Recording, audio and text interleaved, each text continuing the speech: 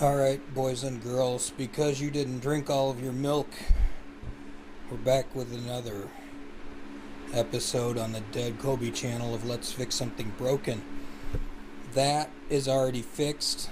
I know I didn't film it, and you'll be really sad, but it's a Roland Cube 60 from like the 80s, and it worked okay, but I was told it was noisy.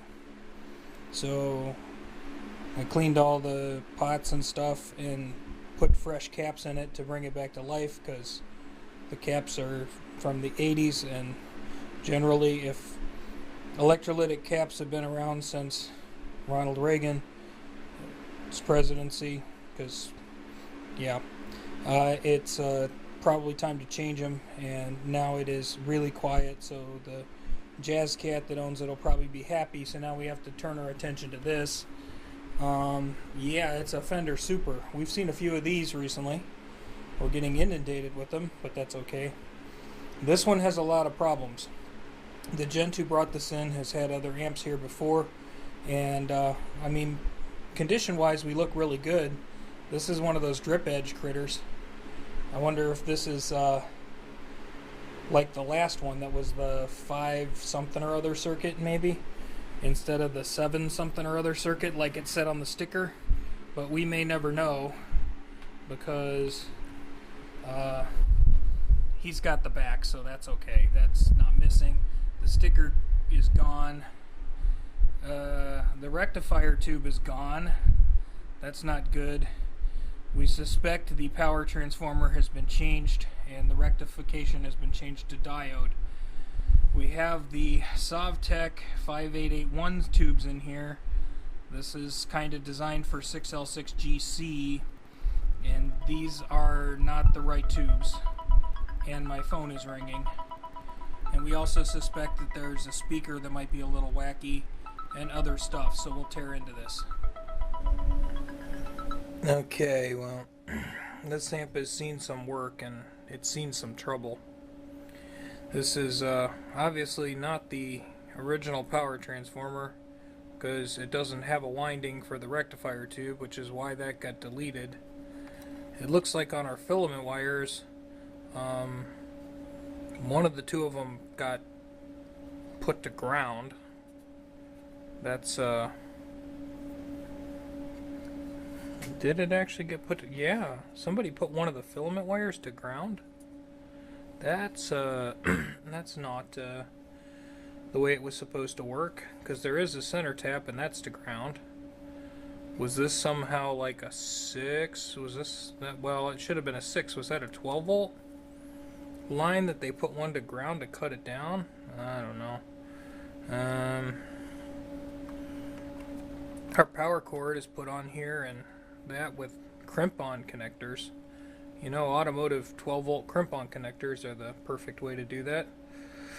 And it looks like they deleted the power thing, and they deleted the switch. I'd like to turn this on and show you how it sounds, but well, that's broken. So and then when somebody did our cap job, some people criticized me for being too haphazard, and I'm not. I've J-hooked before, but I generally don't just lay two things really close to each other and solder them. And I see where we're supposed to have some 25 microfarads, and we have 22s, and then we have these, which they're a 35 volt cap. That's definitely not what's called for. They did leave the blue Astrons alone, and I will probably leave the blue Astrons alone, except for these that go to the power tubes, because if they're leaking, it's going to throw our bias off. So we'll put those on the capacitor torture test. We're probably going to have to look under the doghouse too. Our owner brought me a goodie bag so we can service this correctly. So I think I'll start on the flip side anyway. Oh boy, the tech cap bandit strikes again. So again, we've got an amp that stock would have had 70 microfarad. They decided to up that to 100. And then these three would have stock been 20s. And they've been up to 22s, which is, that's kind of normal. I don't have any problem with that. These are probably okay. You want to check the internodal resistors, make sure they're okay, and then there's a couple hiding down there. But again, somebody doodled here at 70-70, and then they wrote 30-30 and 31, which is, I know that they were just trying to doodle out the polarity so they didn't put these in backwards and blow anything up, but those aren't supposed to be 30, so I have a feeling this might be like the third set of caps. And considering how kind of discolored this chassis is, I think it's been run hot for a long time.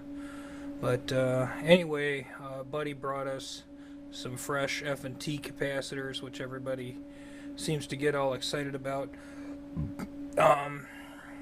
So we're gonna put those in and be happy. Okay, and the beat goes on, I guess.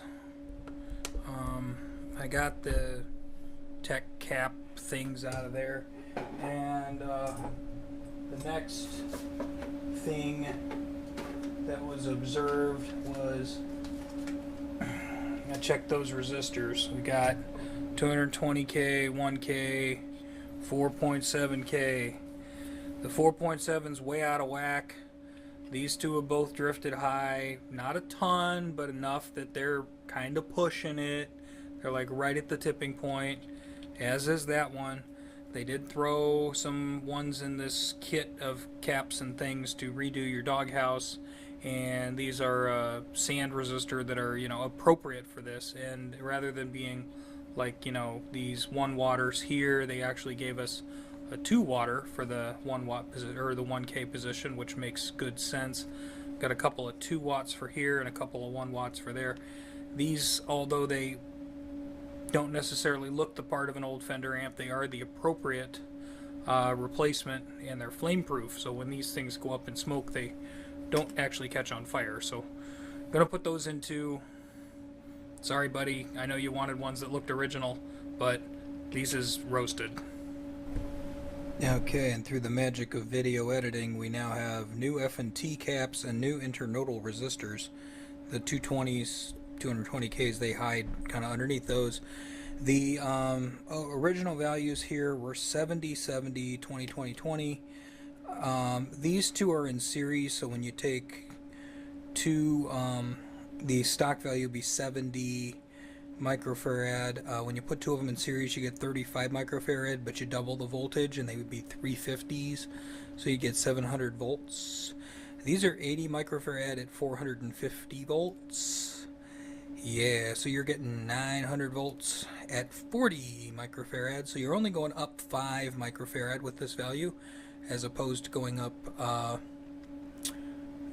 lot, like 15 microfarad with the hundreds that the guy had in there before. Please don't do that. Vacuum tube rectifiers don't like you going way up on the capacitor values. 22 replaces 20, 22 replaces 20, 22 replaces 20.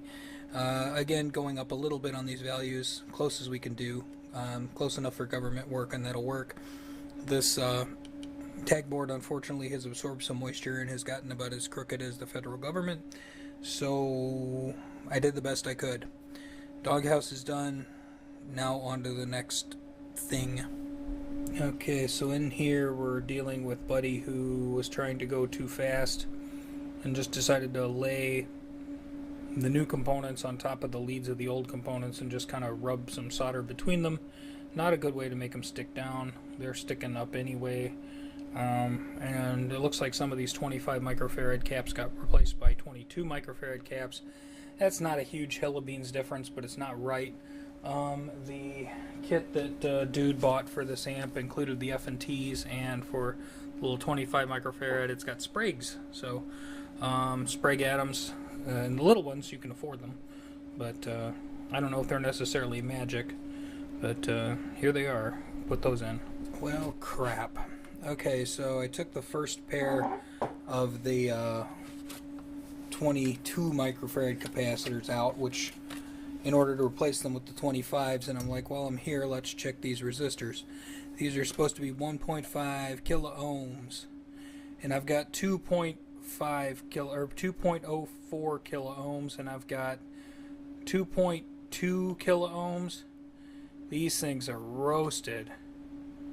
Oh crap, I mean, tolerance on these is, I think, like, what is it, silver band? So silver band's what, 20%? Opposed to 10%. Look, the new ones are like 1 point something percent. Yeah, these are toast. Okay, so this thing must have spent some time in a damp environment. Because I got all this cleaned up, and yes, I know, soup's on. Thank you, Solder Sucker 1 million. Okay, so can you all see that? Maybe, I don't know. Trying to fit everything in frame because you all want to see the components. These are supposed to be 100K resistors, and that one is like 140. That's way out of tolerance. This one is 114. That one just kind of gets a pass, just, you know. And then we got 108K. This one can get a pass. See, 108 will pass because they're like what? These are silver bands. These are 20%. This one technically gets a pass. This one doesn't. So I'm going to end up swapping those two just so it's symmetrical, so my OCD doesn't kick in. But I know everybody says these blue molded capacitors last forever and they're the best ever and blah, blah, blah. With how much moisture these resistors sucked up, I'm nervous. I'm going to want to put some of those on a leak tester. Okay, so 100K resistors are replaced with metal films. These are quieter and work more better in the long run. They don't look vintagey, sorry. It is what it is. If you actually want carbon comps, I actually know where to get them, but they've been sitting in a warehouse for eons, so they might be just as bad as the ones you're taking out. Blue molded capacitor, fanboys rejoice.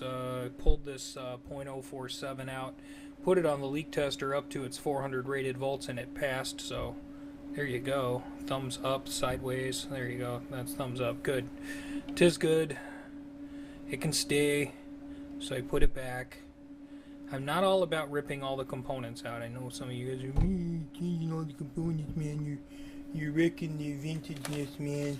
Look, I'm only changing what ain't what it's supposed to be. Okay? It's got to be what it says it's supposed to be, otherwise it's got to go. And these things block the DC up to the tubes, and that's kind of an important function for the sake of their bias. And let's see if these 100Ks are feeling okay. 123 and 122.3. I passed a 108. I failed a 114 because it was just too close. Now these things are like gut-wrenchingly dead on. When these are like 1Ks, these are, or 100K, excuse me. When these are 100Ks, these are 100Ks. They're like dead on. I don't know. We'll see. Yeah, working our way down the line after we pull these 25 microfarad questionable capacitors out of there, which were put in haphazardly. It's supposed to be 2.2K, right? Let me look at your diagram, dummy. Yeah, it's okay. 2.7, so that's supposed to be 2.7K, and that one checks out at 2.77. So that one's gold. This one is supposed to be it looks like 820 on here, but it's hard to read because it is. So I'll have to look at the schematic. Maybe it's clearer there. But this one's measuring it over a K. So that ain't right. That goes to valve 2 or something. 820 ohm. So 0.82K, and it's measuring 1.1K. So that one's no good. This one's fine. Okay, so I made it from right to left here. Changed out the 25 microfarad capacitors, all those, and any of the blue resistors are new resistors, because the ones that were in there were beyond 20% tolerance. I went with 20%, and there were a couple of them that were like in pairs, and if one of them was like at 25% out of tolerance and the other one was like at 19, the one that was 19 got changed too, because they have to match, because that's how my brain says it has to be. So yeah, the 100K, man, the 100Ks in here were a mess. I don't know where they sourced those from. And then down here on the power tubes, let's see if we can actually see that. I know everybody wants me to get a new camera with better zoom. Down here we got the 1.5Ks that go across the tubes. These things were measuring like 3.2 and 3.3K respectively. They were baked. Somebody was ahead of me here and put in a high wattage 470 ohm resistor. That's what I would have done if it wasn't already done. Those are your screen resistors, and that gets changed a lot. But yeah, the resistors that were in here, that they have the silver band, they're supposed to be within 20%, and if they have the gold band, which there's a couple of them that have gold band, like those up there, they're supposed to be within 10%. And I tried to be forgiving, I really did, but and I know the internet hate machine's probably going to be upset that we used 1% metal film resistors, despite the fact that they make less noise, are more reliable, and if they heat up they don't change value. So the fact that they're essentially a more better resistor for this kind of function, they're not period correct, so that's going to make some people unhappy. But there's a lot of things that aren't period correct about this amplifier, and all this stuff is stuff you're not going to see, because, you know, I would rather have somebody say, wow, that's a great sounding amp, than, oh gee, let's look at all the resistors, look at how brown they are, despite the fact that the function of the resistors is poop. Yeah. So now we got to address this power transformer, because this ain't the right one, and obviously it's been jinked and jumped and a lot of things, and we got to get a rectifier tube in there, GZ34 or 5AR4, depending on what did. Okay, Fender went with the Euro name. Fender called it GZ34. But yeah, as far as I can tell, everything on here is lining up and matching with AB763. So I will say this is AB763's circuit. We're not having any whatevers. I see a resistor in a position and I look at what its value is on my diagram, and it matches what the stripes on the resistor say it's supposed to be. But when one lays the meter across there, it gives a completely out of whack value. And I did put these two blue molded capacitors that are the screens for the power tubes. I put them on the leakage tester, as well as another one down there. Everything passed the leakage test at 400 volts, full voltage. So, yeah, default brain says just change these. You know, don't worry about the rest of them necessarily. Change these, change these, change these.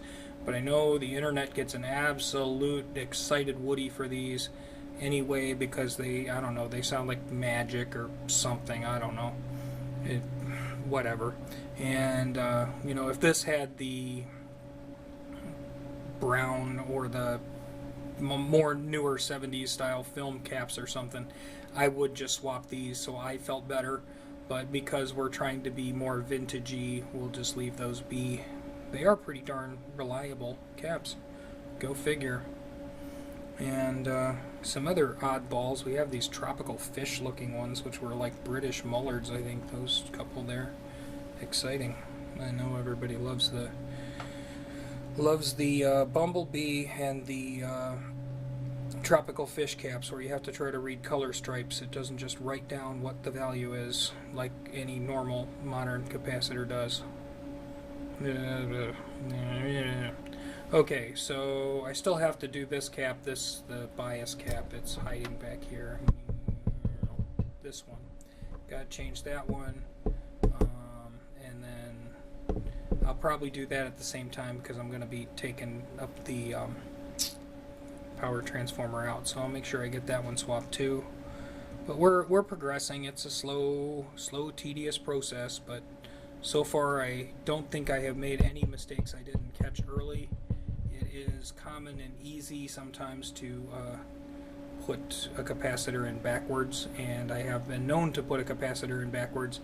In that Roland I did, there were, oh crap, there were probably good 50 capacitors I had to change in that. And yes, I put a few of them in backwards, but after I did 5 or 6 capacitors, the board was marked, and I went back and I double checked myself and double checked myself and double checked myself, and I caught it before anything blew up, so good.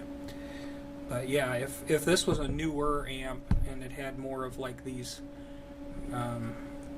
red or brown or whatever film caps, I would just swap them out here. But apparently this was this is probably the last of these, and the world goes excited for those, so we'll leave them be. And we have to, after we deal with the power transformer, then we got to deal with the non-working flippy floppy switch here, and the power cord with its automotive crimp connectors, and yeah, it was fun. So that'll be a next portion of the video project. We're gonna take a break for now. This is quite a lot of time changing little 5 and 10 cent resistors, but actually we use the 1 watt. We use the good ones. We use the really good ones. You know, so what? It takes the 5 cent part and makes it a 7 cent part, but the time involved in getting these out and doing it right and not just clip and snip and all of this, which was one of the reasons it was in here, because even though it had been recapped, it was recapped by a speed jockey as opposed to somebody who was tedious and meticulous. Okay, so I deleted the corner here, got the power transformer out of there, and removed the bridge rectifier. It looks like it honestly looks like there's a washer stuck in where the tube socket hole goes, because it's still filled, but it's just kind of sticking there. We do have a replacement transformer. It's the one that Mojo Tone sells. It's a USA made one by Habor, so that should be a suitable replacement. Thickness wise, this one's a little smaller than the one that was in there, but the one that was in there was wrong, so I'm going to say the replacement is probably more accurate to what we want. Okay, so I went and got the diagram for this transformer, which was conveniently not included in the box, but you can tell this is an international transformer because it's 50 and 60 hertz and works everywhere from 100 volts, which would be Japan, North America, and these three would kind of like be, I don't know, Europe and Russia and the Middle East and stuff, I guess. And then we have our outputs. This one does have the yellow wires for the 5-volt rectifier tube, which is good, and we have the green ones for their filaments, and a center tap for the filaments, and a bias lead, and all of that stuff. So I'm going to hook this up, and then we're going to essentially have four of these wires that we don't need. Okay, so Mojo Tone, whatever they gave us on the website for the wiring thing, it didn't make a lot of sense, because some of the colors they said should be there weren't there, and some of them that they said weren't there were there. So I used my intuition and skill to figure it out. I did send them an email, but I haven't heard back. So yeah. So anyway, I got the red, and we got it down to the rectifier tube, and we got our filament to the rectifier tube, and we got our filaments for the rest of the tubes, and we got these two unused, and we got this for the bias supply, and all the voltages look around where they need to be. I'm between 6 and 7 volts on the filaments without all the tubes in there. I'm between 5 and 6 volts on the rectifier tube unloaded. My AC plus here is a little over, it's like 720, 730, something like that, AC, and with a GZ34 rectifier tube, or 5AR4, whichever you want to call it, we're seeing about 500 volts of B plus unloaded. Bias supply is generating a maximum of about 62 volts, which should be enough to almost completely shut off the tubes and choke them out. which is kind of what we're going to do. This is not a bias balancing circuit. This is like a straight up hot and cold on both tubes. So that would be the blackface circuit that people always go gaga for pre, the balancing circuit that was like late 60s, early 70s or something. So yeah, I'm sure those 5881 tubes are probably not blown or burned up, but I'm not even going to mess with it because this should have 6L6 GCs in it. So we're just going to do that and creep her up on the variac and with the bias boss and make sure it's not wanting to blow up or nothing. Okay, yeah, no sparks or fire or nothing. We're running at maybe 2/3 operating voltage. And even when the power tubes are barely flowing any current at all, it makes noise. And that's what the volume turned down. Let's turn it up to like 4, right? So it's alive. We got to bring the voltage up to operating level and then set the bias, because these tubes are running ice cold right now. Okay, so I'm generally pretty happy with this bias. It's at about 63-ish%. Obviously your maximum is 70. I generally like to be between 60 and 65, so I'm happy. Our voltage here is a little over 400, so maybe 410 to 420, and we're cruising around 40, looks like 46 milliamps and 47 milliamps, so we're just below 65% dissipation. It gives us a little bit of wiggle room, so if the next electric socket's an extra 5 volts hotter, whatever, we should have sound from the... I still want to check these preamp tubes, by the way, but they do work apparently. So volume from the normal channel. Yep. And the controls seem to work. Oh yes. So let's try the vibrato channel. I gotta be careful because, like I say, this is sitting on the bench. It's not like clamped down. And I do have the tubes hanging off the edge of the bench. It's stable, but I don't want to tip it.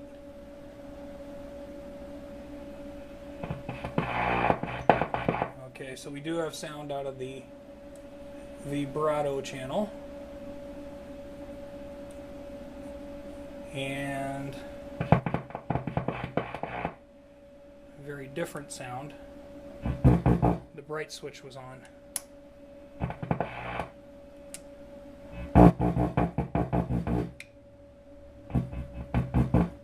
That's fine, and then I need to see if we got reverb input coming back in, so let's turn up the reverb thing, and then if we put our finger on one of these, yeah, let's stick our fingers in a high voltage amplifier, dummy. Okay, so the reverb's picking up. I'm sorry, I had you facing the bias thing, but you got to watch it jump. So yeah, the reverb pickup is over here, so if I have the volume up a bit, it's obviously sensitive. Sticking your fingers in a tube amp is not recommended. I'm a dumbass.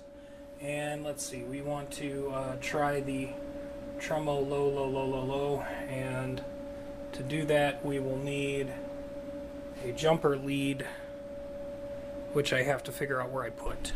Okay, so our tremolo low is doing that. So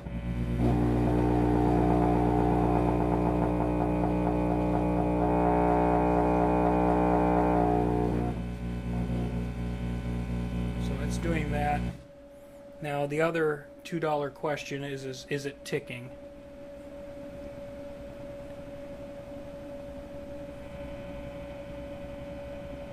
Not really. Tiny bit maybe. So there is a trick where we can jumper a capacitor over the optocoupler, so I'm going to give that a stab and see if that makes any improvement. Buddy likes a quiet tremolo. Okay, so while farting around with the other optocoupler, I instead elected to try an optocoupler that I got from CE Distribution, thinking it might make less noise than the one I took out, which didn't really look original anyway, because it had like been resoldered in there and stuff. And this one is more quieter, like by a lot. So yeah, I like my optocoupler. The tremolo is strong and it's not making any ticking sounds. So shout out to CE Distribution for selling me that like a year or two ago, and I just threw it in a drawer for the day that I would need it. And today was the day that I needed it. So as far as I can tell, this amp is done. Well, this part of the amp is done, other than cleaning the controls. And then we got to put it back in the cabinet and make sure there's nothing wrong with like the reverb or the speakers. But yeah, it's a good day.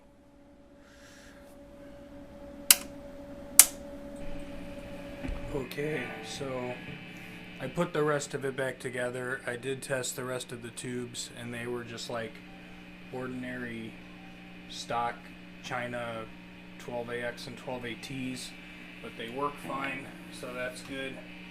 And I guess we just need to give it a final test now.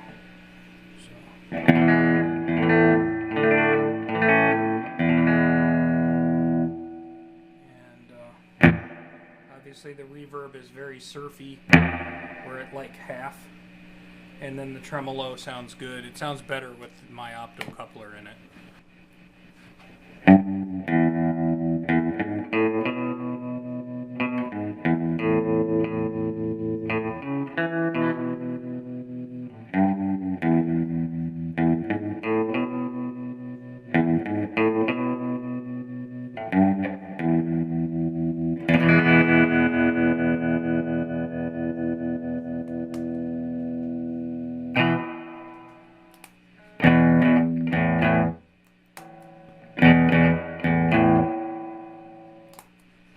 So yeah, I declare it working, and I also declare that my single coil guitar makes a bit of noise, but it's not the amp's fault.